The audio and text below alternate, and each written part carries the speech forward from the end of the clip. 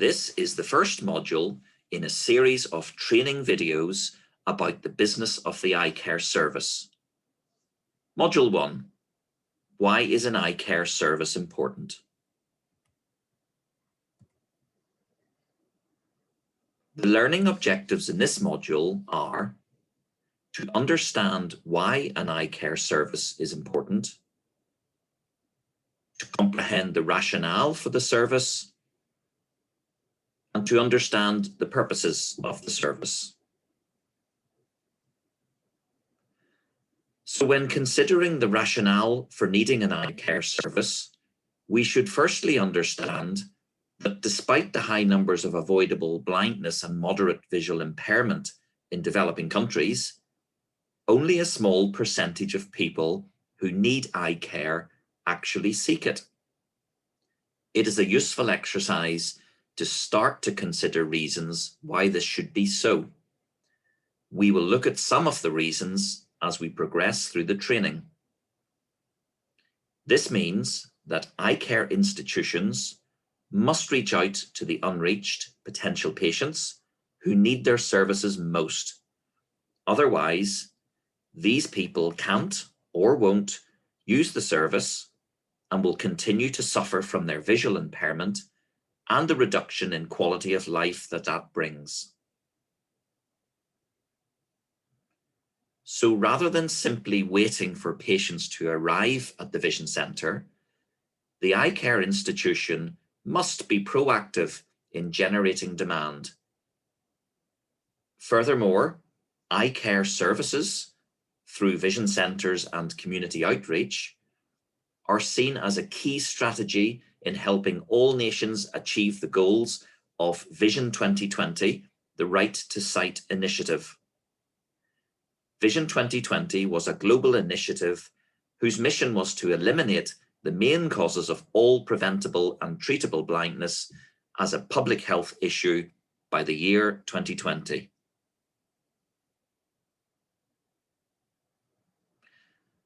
Consider, globally, an estimated 43 million people are blind. 295 million have moderate or severe visual impairment. 257 million have mild visual impairment, and 507 million are visually impaired from uncorrected presbyopia. 90% of these problems are found in developing countries. We can conclude that eye care services are sorely needed, especially in lower income countries. In addition, there are disparities in who benefits from eye care services due to socio-economic status, age, geography, and gender.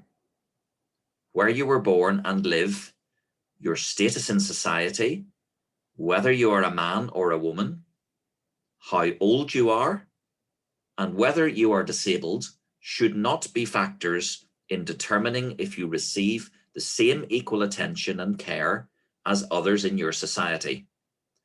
Historically, they have been factors, but these disparities need to be addressed and eliminated by a fair and equitable eye care service.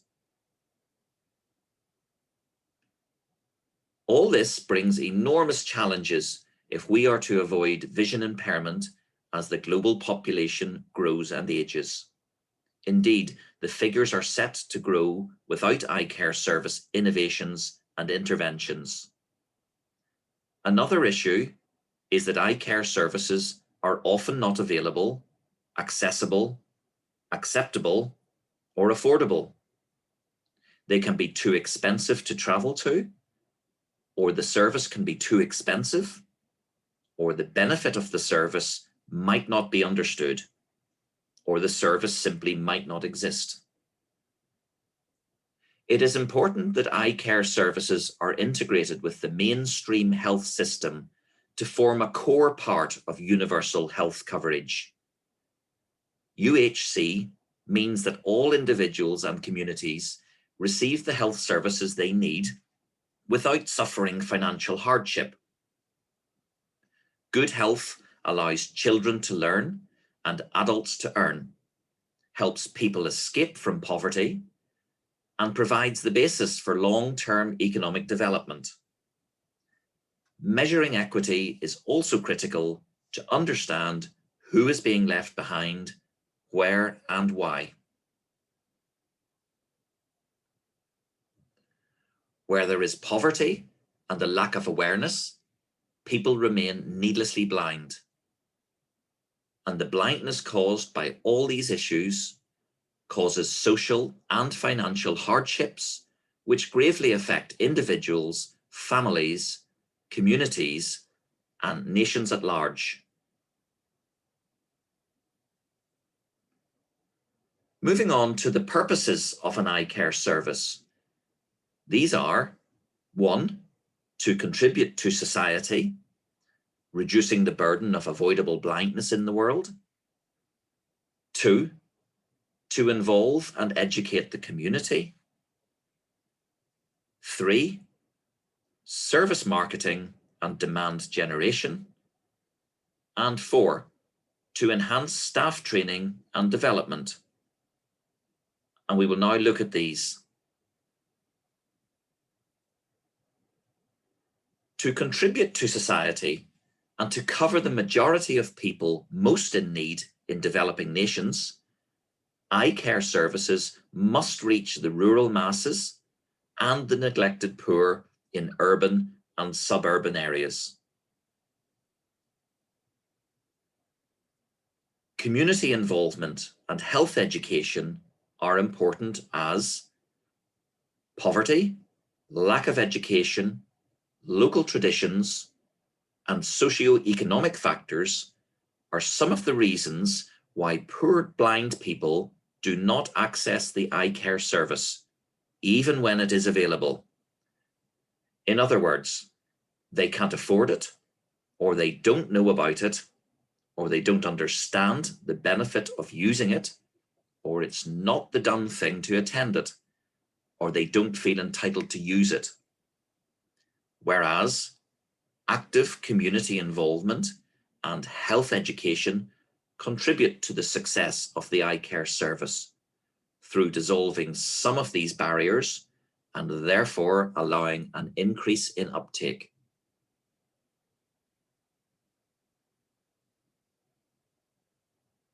In order to plan and execute a successful eye care service, targets need to be set. We will look at some aspects of targets now. So, a target is a reference point to aim for, expressed in numbers.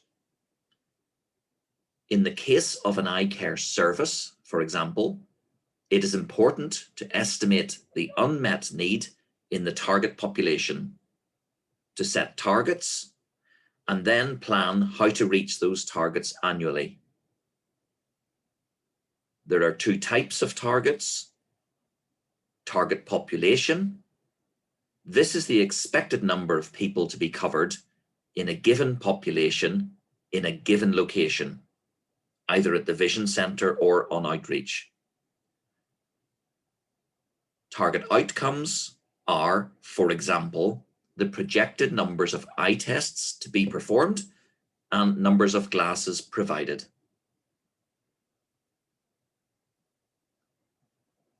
We then need to understand the potential target groups. Who will be the beneficiaries of the service? These include age groups, the young, the middle-aged, and the old. Occupation, particular types of workers. Disease pattern, for example, diabetics, glaucoma sufferers. Income, the ability to access and pay for glasses.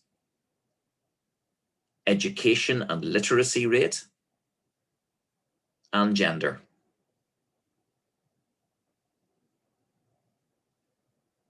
Targets are also set based on demographics and epidemiology. The numbers of eye problems in the target area can be estimated from recent studies and statistics, such as number of people with refractive errors, number of people with cataracts, number of people with glaucoma.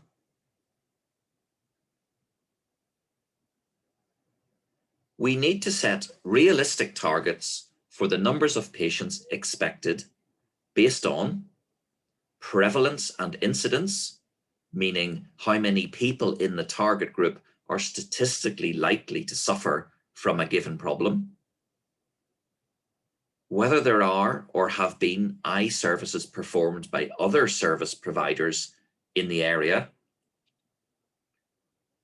what resources are available, the maximum capacity of human resources and the infrastructure available, the potential productivity per camp, past experience of eye care in that community, and a gender balance, for example, to ensure that 50% of patients are women.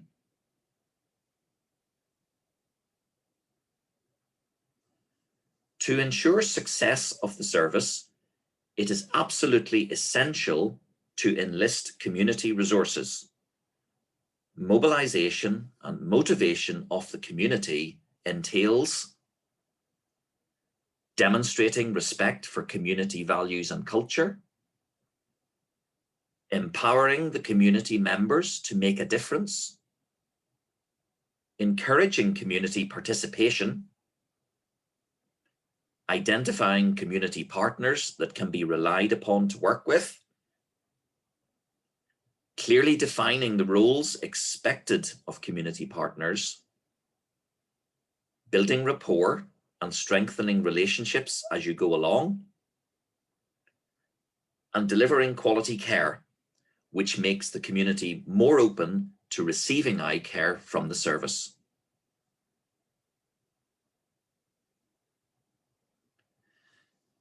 The benefits brought about by working with the community include giving a sense of ownership that then leads to greater success of the service.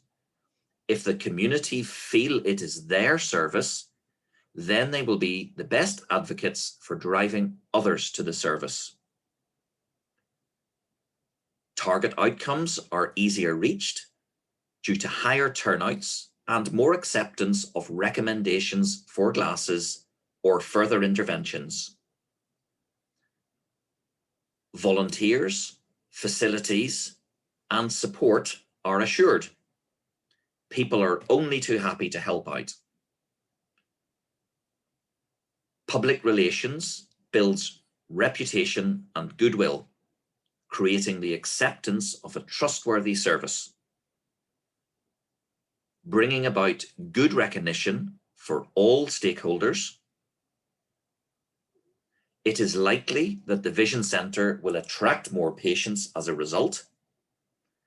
And finally, community engagement helps in the sustainability of the programme as increased numbers of glasses dispensed aids the goal of cost recovery, which in turn allows the service to remain sustainable.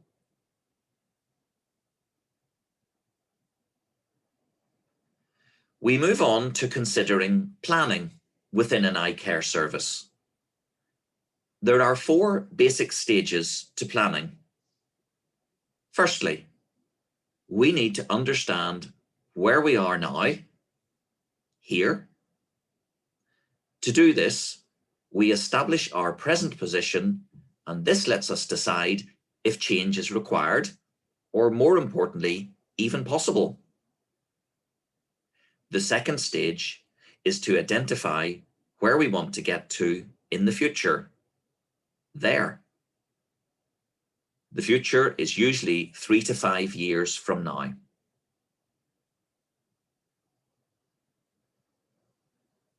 In stage 3, we work out how to get from here to there.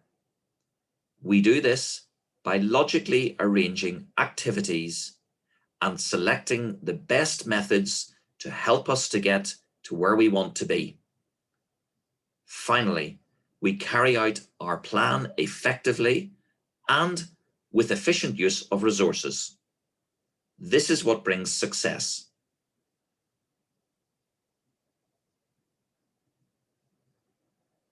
To finish this presentation, we're going to look in more detail at the program planning and management cycle. There are 6 key steps to the activities in this cycle.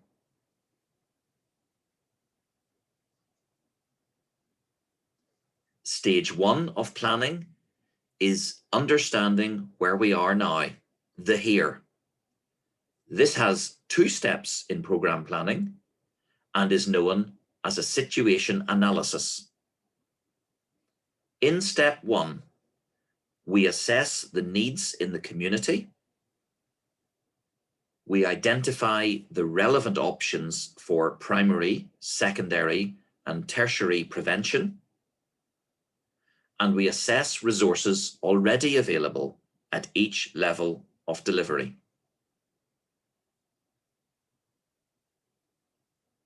In step 2, we identify the gaps in current provision and determine the priorities for action that are essential to bring about change.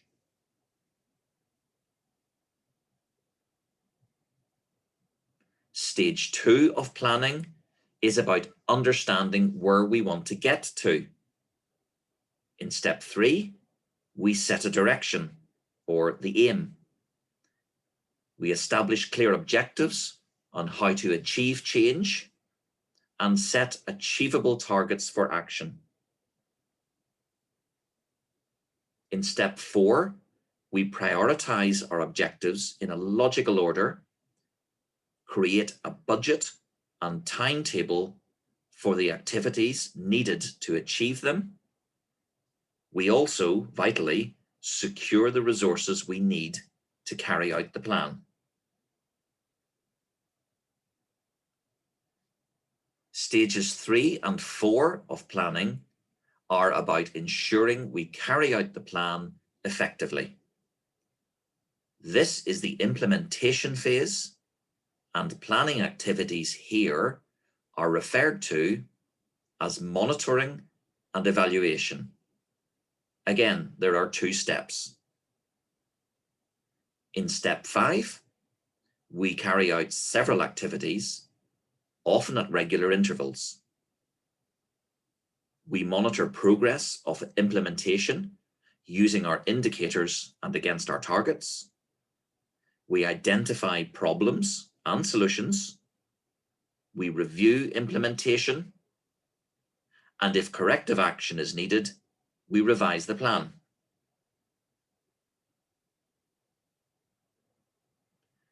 In step 6, we evaluate the program of work that resulted from our plan and decide if the plan can be scaled up elsewhere.